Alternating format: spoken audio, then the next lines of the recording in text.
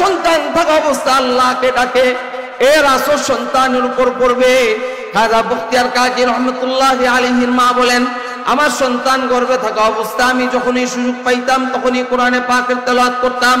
আমার সন্তান যখন ভূমিষ্ঠ হয়েছে আমি দুধ পান করাইতাম, তখন আমার সন্তানকে দুধ পান করানো অবস্থা আমি কোরআন তেলাওয়াত করতাম। জোরে কোন আল্লাহু আকবার। আমার সন্তান যখন বড় হয়েছে আমি ঘরের কাজ করতাম, তো আমার সন্তান সামনে থাকা অবস্থা আমি কোরআন তেলাওয়াত করতাম। হয়তোবা আমার সন্তান এভাবে শুনতে শুনতে 15 পারা পর্যন্ত কোরআনের হাফেজ হয়ে গেছে। জোরে কোন সুবহানাল্লাহ। এই জন্য মা ভালো তো সন্তান ভালো, মা খারাপ তো সন্তান খারাপ। যেইভাবে পুরুষের মধ্যে আল্লাহ ভয় থাকবে এইভাবে নারীও আল্লাহকে ভয় করবে। পুরুষ যেমন নামাজি হবে নারী এমন নামাজি হবে, পুরুষ যেমন মুত্তাকি হবে নারী এমন মুত্তাকিয়া হবে। এখন বর্তমান পরিস্থিতির এমন অবস্থা, পুরুষ যা অন্যায় করে পুরুষের সাথে তালে তাল মিলাইয়া নারীও এর চাইতে আরো অগ্রসর হওয়ার চেষ্টা করে। আরো আস্তে কোন, জোরে কোন, ঠিক না ঠিক? আমরা যুবকদেরকে বুঝাই, তোমরা ইফটিজিং করো না, তোমরা পর্দা মোতাবেক চলো। কিন্তু আফসোসের বিষয়, আমি পুরুষদেরকে উৎসাহিত করছি না, কিন্তু পুরুষদেরকে আমরা সব সময় সতর্ক করি, নারীদেরকে ইফটিজিং করো না, নারীদেরকে ইফটিজিং করো না। কিন্তু নারীরা যুবকদেরকে ইফটিজিং করানোর জন্য বাধ্য করে। একটা মা সুন্দর করে ভাইজা বাংলাদেশের টপ ক্লাসের একজন বক্তা আইনা দাওয়াত দিয়া বিলাইরে যদি ওয়াজ করেন সামনে রেখা, বিলাই তুমি বাজা মাছ খাইও না, বিলাই মনে হয় ওই টপ ক্লাসের বক্তার কথাটা শুনবো, জোরে শুনতে চাই। বিড়াল যেমন ওই হুজুরের ওয়াজ শুনবো না, আমরা যতই ওয়াজ করি না কেন, নারী সমাজ যদি ভালো না হয়, নারীরা যদি পর্দা মোতাবেক না চলে, তাহলে আমাদের এই যুব সমাজকেও ঠিক করা সম্ভব না।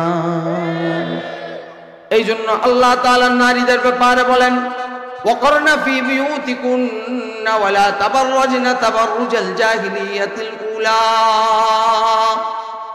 হে নারীরা, তোমরা ঘরের মধ্যে থাকো, পর্দা মোতাবেক চলো, তোমরা আইয়ামে জাহিলিয়াতের মতো তোমাদের সৌন্দর্য প্রদর্শন করো না। আফসোস আফসোস আফসোস, কোন জামানায় আসছি, যে জামানায় নারীদের চলাফেরা দেখলে শয়তানেও হাসে, অর্ধ উলঙ্গ হয়ে বাইর হয়, শরীরে কি আছে না আছে সব পুরুষের সামনে প্রদর্শন করে দেয়। পুরুষ না তাকাইলে, না তাকাতে চাইলেও তাকে তাকানোর জন্য বাধ্য করে। আপনাদের এলাকার নারীরা মনে হয় মাশাআল্লাহ সব রাবিয়া বসরি, জোরে কোন, সব মনে হয় মাশাআল্লাহ পর্দা করে চলে, জোরে কোন। সব জায়গার মধ্যে এমন এই অবস্থা, এখন এই অবস্থা গ্রাম বলেন শহর বলেন সব জায়গার হালতি এমন। আর এখন বর্তমানে টিকটক নামে এক গজব বাইর হইছে, এই গজবের মধ্যে নারীর চেয়ে পুরুষের চেয়ে নারীর সংখ্যাই বেশি। গোসল করতে যায় কত বড় বেহায়া করে, বেহায়া গোসল করতে যায়, এইটাও টিকটক বানায় পুরুষে দেখায়। ছটা গুতাইতেছে, এটারও টিকটক বানায় দেয়।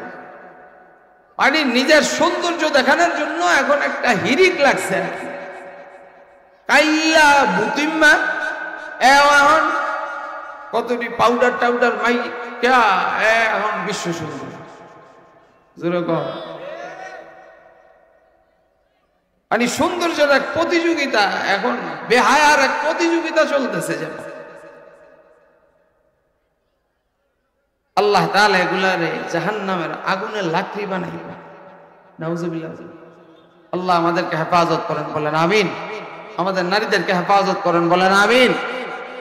নারীরা জান্নাতে যাওয়ার জন্য বেশি কাজ করার দরকার নেই। আল্লাহ রাসূল বলেন, মান সাল্লাত খামসাহা ওয়া সামাত শাহরাহা ওয়া আতাআত বা'লাহা ওয়া আহসানাত ফারজাহা দাখালাত মিন আইয়ি আবওয়াবিল জান্নাহ। আমার রাসূল বলেন, যে মহিলা 5 ওয়াক্ত নামাজ আদায় করবে, রমজান মাসে রোজা রাখবে, নিজের লজ্জা স্থানকে হেফাজত করবে, নিজে পর্দা মোতাবেক চলবে, আর স্বামীর অনুকরণ করবে, স্বামীর মুত্তাবি হবে, স্বামীর কথা মেনে চলবে। আল্লাহ রসুল বলেন যে মহিলা এই 4টা কাজ করবে, রসুল সার্টিফিকেট দেন এই মহিলা জান্নাতের যেই দরজা দিয়ে খুশি ওই দরজা দিয়ে প্রবেশ করতে পারবে। এই জন্য আল্লাহ তাআলা ডাক দিয়া বলেন ইত্তাকুল্লাহ, তোমরা আল্লাহকে ভয় করো, নারী হও পুরুষ হও। যদি আল্লাহকে ভয় করতে পারে তাহলে আল্লাহ তাআলার মুকাররব হয়ে যাবে, আল্লাহ জান্নাতের মালিক বানায় দিবে। হযরত ওমর রাদিয়াল্লাহু তাআলা আনহু একবার এইভাবে নসিহত করতেছেন, আল্লাহর ভয় সম্পর্কে নসিহত করেন, তাকওয়া সম্পর্কে নসিহত করেন। একজন যুবক ওমরের নসিহত শুনে বাড়ি যায়। বাড়ি যাওয়ার পথে এক সুন্দরী নারী তাকে ধরে এক কামরার মধ্যে নিয়ে গেছে, দরজা বন্ধ করছে, জানালা বন্ধ করছে খারাপ কাজ করার জন্য। কেউ দেখে না, কিন্তু একজন দেখেন, তিনি কে? জবান খুলে বলেন তিনি কে? ওই যুবকটা শরীরের জামা খুলছে, এখনো পর্যন্ত জিনা করে নাই। হঠাৎ যুবকটার অন্তরের মধ্যে চলে আসছে, হায় হায় আমি এটা কি করতেছি, আমার দ্বারা এটা সম্ভব না, আমি আল্লাহ তাআলার সামনে কিভাবে দণ্ডায়মান হব, আমি গুনাহে জর্জরিত শরীর নিয়ে আল্লাহ তাআলার সামনে কিভাবে দাঁড়াবো।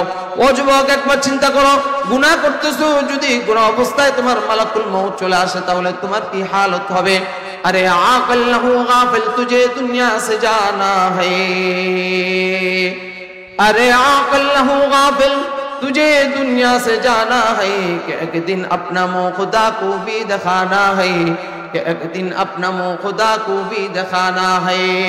मौत जिस दिन आ गई मुर्दा की हालत क्या हुई, मौत जिस दिन आ गई मुर्दा की हालत क्या हुई, रूह तन से उड़ गई मुर्दा की हालत क्या हुई, रूह तन से उड़ गई मुर्दा की हालत क्या हुई।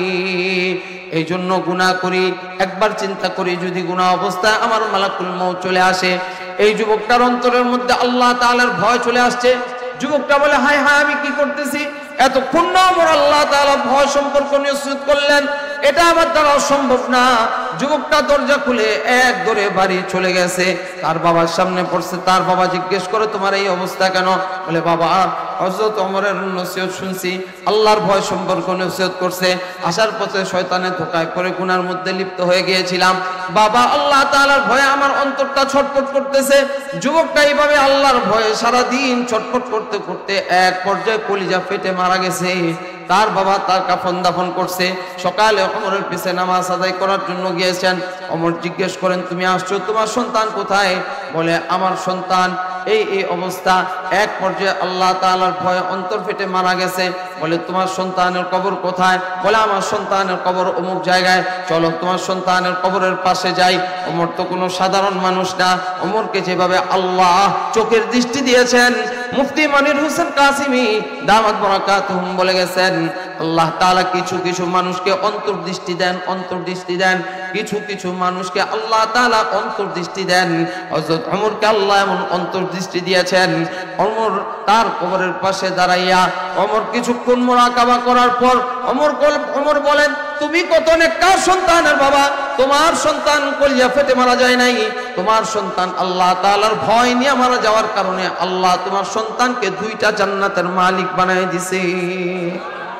ওয়ালিমান খাফা মাকাম রাব্বিহি জান্নাতান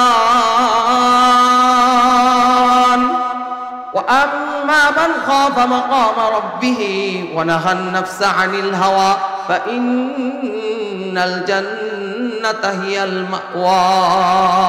কথাকার, জবান খুলে বলেন কথাকার। আল্লাহ তাআলা বলেন, যে ব্যক্তি আল্লাহ তাআলার সামনে দণ্ডায়মান হওয়ার ব্যাপারে ভয় রাখে আর গুনাহ থেকে বেঁচে থাকে, আল্লাহর ভয় অন্তরের মধ্যে লালন করে, আল্লাহ ওই ব্যক্তিকে 2টা জান্নাতের মালিক বানায় দিবে। চিৎকার করে বলেন সুবহানাল্লাহ। তাহলে 1 নম্বর কাজ আল্লাহকে ভয় করা, 2 নম্বর কাজ ওয়াকুনু মাস সাদিকিন, তোমরা নেককারদের সঙ্গী হয়ে যাও, ভালো মানুষের সঙ্গী হয়ে যাও, আল্লাহ ওয়ালাদের সঙ্গী হয়ে যাও, বুজুর্গানে দ্বীনের সঙ্গী হয়ে যাও। বাংলা ভাষায় একটা প্রবাদ আছে, সৎ সঙ্গে স্বর্গবাস, অসৎ সঙ্গে আরো জোরে অসৎ সঙ্গে সর্বনাশ। যদি ভালো মানুষের সঙ্গ পায় অবশ্যই ছেলেটা ভালো হয়ে যায়, লোকটা ভালো হয়ে যায়। আর যদি খারাপ মানুষের সঙ্গ পায় তাহলে ছেলেটা খারাপ হয়ে যায়। বাংলাদেশে এমন হাজার হাজার লক্ষ লক্ষ প্রমাণ আছে।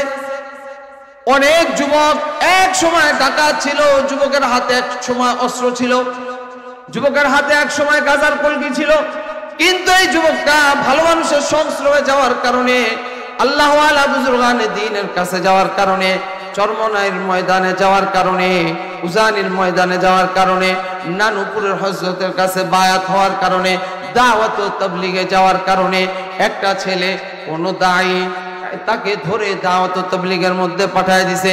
40 দিন এই ছেলেটা, যে ছেলেটা জিন্দেগিতে নামাজ পড়তো না, এই ছেলেটা 40 দিন আল্লাহ পাকের ঘরে থাকার কারণে, নেক পরিবেশে থাকার কারণে 40 দিন তাকবীর উলার সাথে নামাজ আদায় করছে। 40 দিন এই ছেলেটা হাদিসের তালিম শুনছে। 40 দিন এই ছেলেটা কোরআনের মশক করছে। 40 দিন পর যখন সে বেরিয়ে আসে, 40 দিন আগে তার মুখে দাড়ি ছিল না, 40 দিন নেককারের সাথে থাকার কারণে এখন তার মুখের মধ্যে দাড়ি। সে নামাজি ছিল না, এখন শুধু নামাজি হয় নাই, এই ছেলেটা এখন তাহাজ্জুদ গুজার পর্যন্ত হয়ে গেছে। আল্লাহ ওয়ালা বুজুর্গানে দ্বীনের কাছে যাওয়ার কারণে এই মাহফিলের মধ্যে অনেক যুবক আছে আলহামদুলিল্লাহ, যে সমস্ত যুবকের জিন্দেগি এক সময় উল্টাপাল্টা ছিল, এই যুবকগুলা ভালো মানুষের কাছে সম্পর্ক রাখার কারণে, ভালো মানুষের সাথে সম্পর্ক থাকার কারণে আপনার নায়েবে নবীদেরকে দেখছি, হক্কানি রব্বানি আলেমদেরকে দেখছি, আল্লাহ আলেম ওলামাদের মুখে শুনছি এই যে ভেষটা, এই ভেষটা আপনার নবীর ভেষ, এই সূরতটা আপনার নবীর সূরত। আল্লাহ আমি হাকিকতে ইমানদার হইতে পারি নাই, আমি হাকিকতে নেককার হইতে পারি নাই। আল্লাহ নেককারের সূরত ধরাইছি, আল্লাহ এই সূরতটার হাকিকত বানায় দেন। আল্লাহ তাআলা ওই নেককারের বেশ ধরার কারণে, নেককারের সাথে মহব্বত রাখার কারণে, নেককারকে ভালোবাসার কারণে, নেককারের সংস্রবে থাকার কারণে আমার রাসূল বলেন আলমার উমা মান হাব্বা, যার সাথে যার মহব্বত তার সাথে তার কিয়ামত। আলেম ওলামার সাথে মহব্বত থাকার কারণে, আল্লাহ ওয়ালা বুজুর্গানে দ্বীন হক্কানি পীর মাশায়েখের সাথে মহব্বত থাকার কারণে, হক্কানি পীর মাশায়েখের সাথে মহব্বত রাখছি, তাদের সাথে সম্পর্ক রাখছি। কিয়ামতের দিন আল্লাহ তাদেরকে জান্নাত দান করবেন। আমার রাসূলের কথা, তাদের সাথে মহব্বত রাখার কারণে আল্লাহ আমাদেরকে জান্নাতের মালিক বানায় দিবে। আরো জোরে কোন সুবহানাল্লাহ। এই জন্য আল্লাহ তাআলা 2 নম্বর নির্দেশ, ওয়াকুনু মাস সাদিকিন, ওয়াকুনু মাস সাদিকিন, ওয়াকুনু মাস সাদিকিন, তোমরা নেককারদের সঙ্গী হয়ে যাও, ভালো মানুষের সঙ্গী হয়ে যাও, আল্লাহ ওয়ালা বুজুর্গানে দ্বীনের সঙ্গী হয়ে যাও। কিন্তু অনেক মানুষ আছে আলেম ওলামা দেখতে পারে না, নেককার মানুষ দেখতে পারে না, মুসলমানের সন্তান। মনে রাখবেন, যে ব্যক্তি নেককারকে দেখতে পারে না, যে ব্যক্তি আলেমকে দেখতে পারে না, যে ব্যক্তি আলেমের বিসৎকার করে, যে ব্যক্তি ইসলামের বিসৎকার করে, মনে রাখতে হবে সে মুসলমানের ঘরে জন্মগ্রহণ করল, প্রকৃতপক্ষে সে মুসলমান না। আরো জোরে শুনতে চাই, ঠিক না ঠিক? যারা আলেমদের বিসৎকার করে, ইসলামের বিসৎকার করে, শারিয়ার কবির মুরগি চোয়ার মতো যারা ইসলামের বিসৎকার করে, পশ্চিম তারা ইসলামের বন্ধু হতে পারে না, তারা ইহুদি নাসারাদের বন্ধু।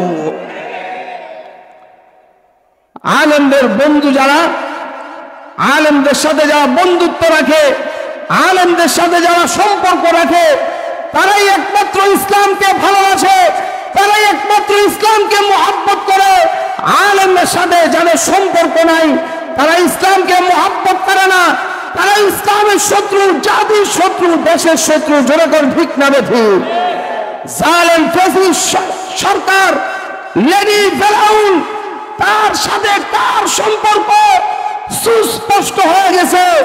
সে যদি মুসলমানের ভালো চাইতো, মুসলমানের বন্ধু হতো, তাহলে বহির্বিশ্বে বহু ইসলামী রাষ্ট্র ছিল, সৌদি ছিল, আফগানিস্তান ছিল, ইরাক ছিল, ইরান ছিল, অনেক মুসলিম রাষ্ট্র ছিল, কিন্তু সে অন্য কোন দেশে আশ্রয় নেয় নাই।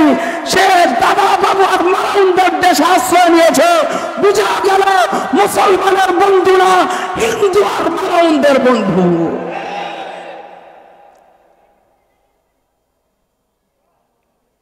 ভাইও এখন আসল খেলার সময় খেলোয়াড় নাই, আসল খেলার সময় খেলোয়াড় পলায় গেছে। কথা কয় না, জোরে কোন ঠিক না বেঠে? এমন বহু 80 রাকাত পড়াই আপনাদের সামনে আরো অনেক আইব, এমন বহু আসবো 80 রাকাত পড়াইয়া 100 রাকাত পড়াইয়া শয়তানের ভেষ দইরা, নেকটারের ভেষ দইরা, শয়তান নেকটারের ভেষ দইরা আসবে। কিন্তু মুসলমান বারবার ধোঁকা খায় না, মুসলমান বারবার ধোঁকা খায় না। হে যুবক, তোমাদেরকে আমি সতর্কবাণী করছি, তোমাদের ঈমান আর আখলাক চুরি করার জন্য, তোমাদের ঈমানকে বিধ্বংস করার জন্য আন্তর্জাতিকভাবে ষড়যন্ত্র চলতেছে। তোমরা সাবধান হও। আগামীর বাংলাদেশ হবে কোরআনের বাংলাদেশ, কোরআনের বাংলাদেশ। নারায়ে তাকবীর, নারায়ে তাকবীর। ইসলামের সূত্ররা হুজুরের সাথবাদ, বদরের হাতিয়ার, গর্জে উঠে একবার নারায়ে তাকবীর। আমরা আর পার্লামেন্টে টেন্ডারবাজ দেখতে চাই না, জোরে শুনতে চাই, ঠিক না বেঠিক? আমরা আর পার্লামেন্টে খুনিদেরকে দেখতে চাই না, আমরা আর পার্লামেন্টে দুর্নীতিবাজদেরকে দেখতে চাই না, আমরা আগামীর পার্লামেন্টে আলেম ওলামাদেরকে দেখতে চাই। আগামীর সংসদ হবে ইসলামের সংসদ, আগামীর সংসদ হবে কোরআনের সংসদ। যারা সংবিধান থেকে ইসলামকে মুছে দিতে চেয়েছিল তাদেরকে বুড়িগঙ্গায় ভাসিয়ে দেওয়া হবে, বুড়িগঙ্গায় ভাসিয়ে দেওয়া হবে। সর্বশেষ একটা কথা বলেই আমার আলোচনা ইতি টানছি। ভালো মানুষের সাথে সম্পর্ক রাখলে কি হয়, আর খারাপের সাথে সম্পর্ক থাকলে কি হয়? ভালোর সাথে সম্পর্ক থাকলে জান্নাত পর্যন্ত পৌঁছা যায়, আর খারাপের সাথে সম্পর্ক থাকলে জাহান্নাম পর্যন্ত পৌঁছায় যায়। রাসূল পাক সাল্লাল্লাহু আলাইহি ওয়াসাল্লাম, আমার দিকে তাকান, ওদিকে দিক তাকায় লাভটা কি? যে আসার তাই বলি, মুতাওয়াজ্জিহান ইলাল হুজুর, ঠিক আছে? মুতাওয়াজ্জিহান ইলাল হুজুর। রাসূলুল্লাহ সাল্লাল্লাহু আলাইহি ওয়াসাল্লামের কাছে আসছে উবাই ইবনে খালফের ভাই উমাইয়া ইবনে খালফ, এসে বলে, হে মুহাম্মদ, আপনাকে দাওয়াত দিতে চাই, যদি আপনি আমার দাওয়াতটা গ্রহণ করতেন। তো রাসূল বলেন, দাওয়াত গ্রহণ করবে, একটা শর্ত আছে, কি? যদি তুমি কালিমা পড়ো। সে বলে, কালিমা পড়াটা একটা বিষয় হইল? ঠিক আছে, আমি কালিমা পড়তেছি। সে কালিমা পড়ছে, লা ইলাহা ইল্লাল্লাহু মুহাম্মাদুর রাসূলুল্লাহ সাল্লাল্লাহু আলাইহি ওয়াসাল্লাম। এইদিকে পুরা মক্কা ভাইরাল হয়ে গেছে খবরটা, কি? উমাইয়া ইবনে খালফ মুহাম্মদের কালিমা পড়ছে। এই উমাইয়া ইবনে খালফের বন্ধুগুলা কি দেখেন, একেবারে স্পেশাল বন্ধু। এর বন্ধুগুলো হলো আবু জাহেল, উতবা, সাইবা, এরা হইল এর বন্ধু। সব 10 নাম্বার লোকগুলো হলো এর বন্ধু। তাই আবু জাহেল ধৈরা কয়, কিরে, একটা কাম করলি তুই, বোতল কিনলে দুইজনে মিল্লা জিল্লা খাই, তুই মুহাম্মদের কালিমা পড়লি, কামটা কেমন হইল? এমনি রাজনৈতিক কালিমা পড়ছে। নাউজুবিল্লাহ কয় না, এমনি রাজনৈতিক কালিমা পড়ছে। আইতাছে নির্বাচন, সামনে দেখবেন রাজনৈতিক টুপির হিরিক, রাজনৈতিক পাঞ্জাবির হিরিক। জোরে শুনতে চাই, ঠিক না বেঠিক? জিন্দেগিতে পশ্চিম দিকে উষ্টা খেয়ে দেখে নাই, সে মসজিদের মধ্যে আইসা ইমামের থেকে মাইক নিয়ে 1 মিনিট ভোট চাওয়ার জন্য চেষ্টা করে। আমরা ধর্ম ব্যবসা করি না। যারা বলে ধর্ম, আমাদেরকে বলে ধর্ম ব্যবসায়ী, তারাই আসল ধর্ম ব্যবসায়ী। এই 1400 বছর পরেও রাজনৈতিক টুপি আর রাজনৈতিক পাঞ্জাবি আছে। জোরে শুনতে চাই, ঠিক না বেঠিক? সারা জিন্দিগি হুজুর খালি বাঁশ দেওয়ার চেষ্টা করছে। এখন কত হুজুর গুলোকে পিরিত, কত মহাব্বত হুজুর গুলোকে, মানে বুঝায়, হুজুর আপনার খুব মহাব্বত করি। নির্বাচনটা শেষ, আবার টুপিটা হালাইয়া, পাঞ্জাবিটা হালাইয়া, আবার সে তার মতো। জোরে শুনতে চাই। 1400 বছর আগে এমন রাজনৈতিক কালিমা আছে, এখন 1400 বছর আগে রাজনৈতিক দাঁড়িয়ে আছে, রাজনৈতিক দাঁড়িয়ে।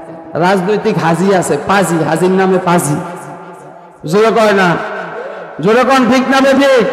রাজনৈতিক টুপি আছে, রাজনৈতিক পাঞ্জাবি আছে, দেখবেন রাজনৈতিক পাঞ্জাবি লিরিক নির্বাচনের আগে দিয়া দেন নাই, দেন নাই, লেডি ফেরাউনের দেন নাই, পট্টি বানছে মাশাআল্লাহ, কি বড় পট্টি, বাপ রে বাপ, হাতে তসবি। এমনি রাজনৈতিক কালিমা পড়ছে, কেমনে বুঝবো রাজনৈতিক কালিমা পড়ছে? কি করলে বুঝবো রাজনৈতিক কালিমা পড়ছে? যদি জোরে জোরে নাউজুবিল্লাহ করি, যদি আগামীকাল মুহাম্মদের চেহারার মধ্যে থুতু মারতে পারোস তাহলে বুঝবো রাজনৈতিক কালিমা পড়ছে। ঠিকই হতবাকা, কালিমা পড়ছে কিন্তু আগের দিন কালিমা পড়ছে। খারাপের সাথে সম্পর্ক থাকলে কি হয় দেখেন। ঠিকই রসুল বসা পরের দিন আসছে, রসুল নতুন সাহাবি মনে করে দাঁড়ায় গেছে সম্মানার্থে। সে আস্তে আস্তে হাইটা হাইটা আসছে, রসুল চেহারাটা বাড়ায় দিছে, মনে করছে কি যেন বলবে। ঠিকই কম বক্ত হতবাকা রসুলের চেহারায় থুতু মাইরা দিছে। যার চেহারা দেখলে ক্ষুধা নিবারণ হয়ে যায়, যাকে দেখলে জান্নাত ওয়াজিব হয়ে যায়, এমন চেহারাওয়ালা মানুষ আল্লাহ দুনিয়াতে পাঠায় না, আর পাঠাবে না। এমন আখলাক খলিলা, জোরে কোন আল্লাহু আকবার। আল্লাহ তাআলা বলেন, হে নবী আপনি মন খারাপ করেন না, আমি এই সমস্ত জালেমদেরকে কিয়ামতের দিন ছাড়বো না। এরা নিজের হাতের গোশতগুলা কামড়াবে, চাবাবে, আর বলবে হায় আফসোস, হায় আফসোস, হায় আফসোস। কেন আমি আবু জাহেলকে বন্ধু বানাইছিলাম, কেন উতবাকে বন্ধু বানাইছিলাম, কেন শাইবাকে বন্ধু বানাইছিলাম, কেন আমি মুহাম্মদকে বন্ধু বানাই নাই। এমন ভাবে আফসোস করবে, ওই সময় কোনো আফসোস কাজে আসবে না। বর্তমান সময়ের কিছু যুবক কিয়ামতের দিন আফসোস করবে, হায় আফসোস, হায় আফসোস, হায় আফসোস। কেন আলেম ওলামাকে বন্ধু বানাইলাম না, কেন অমুককে বন্ধু বানাইছিলাম, কেন অমুক লিডারকে বন্ধু বানাইছিলাম, কেন অমুক লিডারের কথা শুই না, কেন আমি আলেমকে কষ্ট দিয়েছিলাম, কেন আলেমকে আমি জেলের মধ্যে আবদ্ধ করছিলাম। খোদার কসম করে বলি, ওই সময় আফসোস করবে, এই আফসোস তাদের কোনো কাজে আসবে না। যারা আফসোস করে বাংলাদেশের জীবদ্দশা, তারা আফসোস করবে। যারা পরিমণির মতো নষ্টা ভ্রষ্টাদেরকে জামাই আদরের মধ্যে রাখে, আর হক্কানি রব্বানি মুফতি মনির হোসেন কাসিমি হাফিজাহুল্লাহর মতো হক্কানি আলেমদের হাতের মধ্যে রশি বেঁধে, আল্লামা মামুনুল হকের মতো আলেমদেরকে পায়ের মধ্যে বেড়ি বেঁধে টানছে। খোদার কসম করে বলি, তোমাদের বিচার এই বাংলার জমিনে একদিন না একদিন হবেই হবে। তোমাদের বিচার এই বাংলার জমিনেই হবে। Wait and see. তোমরা মনে করতেছ তোমরা আবার ক্ষমতায় আসবা, তোমরা বেকার স্বর্গে বসবাস করো, যতই প্ল্যান করো, plan A, plan B, plan C, একটার পর একটা প্ল্যান করেই যাচ্ছে। মনে মনে দুধ কলা খেতে পারো, এবার তো প্ল্যান করার জায়গা পেয়েছ। যদি আবার বাংলাদেশ নিয়ে ষড়যন্ত্র করো, তোমাদের কবর রচনা করা হবে, কবর রচনা করা হবে। তাকবীর, নারায়ে তাকবীর। ইসলামের শত্রুরা হুঁশিয়ার সাবধান, নাস্তিকদের রক্তদান, ভুলিয়ে দাও, ভুলিয়ে দাও। নারায়ে তাকবীর। এই হায়ওয়ান আর জানোয়াররা যেইভাবে রাষ্ট্রটাকে ধ্বংস করছে, এইভাবে ইসলামেরও 12টা বাজাইছে। আস্তে কয়, জোরে কোন ঠিক না বেদে? যেভাবে রাষ্ট্রের 12টা বাজিয়েছে, ঠিক এভাবে ইসলামেরও 12টা বাজিয়েছে। শিক্ষা নীতিকে ধ্বংস করতে করতে বর্তমান যে শিক্ষা নীতি আছে, এই শিক্ষা নীতি অনুযায়ী যদি কোনো মুসলমানের সন্তান পড়াশোনা করে, ইসলাম সম্পর্কে তার কোনো আইডিয়া থাকবে না, নামে মুসলমান থাকবে, কিন্তু মুসলমান সন্তান নাস্তিক আর মুরতাদ হবে। আমরা এই সমস্ত শিক্ষানীতিকে যদি পরিবর্তন না করা হয়, এই সমস্ত শিক্ষানীতিকে আমরা ডাস্টবিনে নিক্ষেপ করে ফেলবো। আল্লাহ তাআলার বিধান, এক আল্লাহকে ভয় করো, দুই নেককারদের সঙ্গী হয়ে যাও। নেককার কারা? তাদেরকে আমরা বন্ধু বানাবো। হাদিসের মধ্যে আসছে যার তিনটা গুণ থাকবে, তিনটা গুণ, কয়টা? তিনটা গুণ যার মধ্যে থাকবে তাকে বন্ধু বানাবো। এক নাম্বার, মান যাক্কারাকুম বিল্লাহি রুয়াতুহু, এক নাম্বার গুণ, যাকে দেখলে আল্লাহ স্মরণ হয়, যাকে দেখলে আল্লাহ স্মরণ হয় তাকে বন্ধু বানাবো। চরমনার ময়দানে গিয়ে দেখেন আল্লাহ ওয়ালা বুজুর্গানে দিনদেরকে দিয়ে দেখেন। চরমনার মরহুম পীর সাহেব রহমতুল্লাহি আলাইহিকে দেখছি, এত সাদামাটা ছিলেন। এই আল্লাহর ওলির বুজুর্গের চেহারা দেখেই অনেক মানুষ তার হাতে বায়াত হয়ে গেছে, আর কোনো তার নসিহত করতে হয় নাই। মান যাক্কারাকুম বিল্লাহি রুয়াতুহু, যাকে দেখলে আল্লাহ স্মরণ হয়। আল্লামা আজিজুল হক রহমতুল্লাহি আলাইহি, তাকে দেখলে আল্লাহ স্মরণ হইতো। আল্লামা আমিনী রহমতুল্লাহি আলাইহি, তাকে দেখলে আল্লাহ স্মরণ হইতো।